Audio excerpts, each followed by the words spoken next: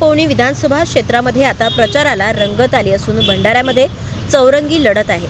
मात्र विधानसभा क्षेत्रामध्ये आता शिंदे गटाचे आमदार बोंडेकर आणि ठाकरे गटाचे बंडखोर उमेदवार नरेंद्र पहाडे यांची आता काटेकी टक्कर पाहायला मिळत आहे।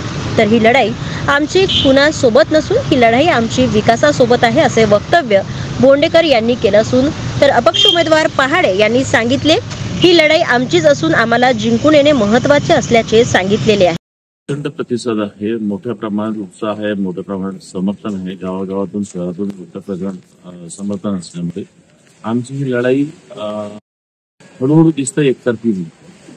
कारण लोकांना आता विकास पाहिजे, एवढे इतके सारे मोठे प्रकल्प आपण आणलेले आहेत। हे प्रकल्प कम्प्लीट पण लोकांमध्ये जनसामान्यांच्या भावना आहे आणि नुसतं उमेदवार नाही, नुसतं आमदार नाही, विकासाकडे नेणारा आमदार पाहिजे। लोकांना हे समजून चुकलेलं आहे, म्हणून ही लढाई विकासाची लढाई आहे आणि सध्या तरी तुम्ही आम्हाला दिसत नाही।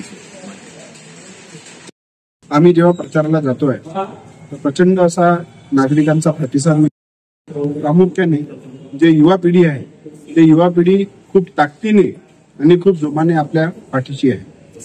कारण युवकांना माहिती आहे की नरेंद्र पहाडे यांनी युवक केलेला आहे, त्यांच्यासाठी रोजगाराचा प्रश्न असो, शेतकऱ्यांना माहिती आहे की बा नरेंद्र पहाडे काही कोणत्याही पदावर नसताना, राजकीय काही अस्तित्व नसताना त्यांनी जे लोकांसाठी केलेलं लोकांना माहिती आहे। म्हणून या ज्या गावात आम्ही चाललेलो आहे, या ज्या ठिकाणी चाललेलो आहे, लोकांचा प्रचंड असा प्रतिसाद आम्हाला मिळतो।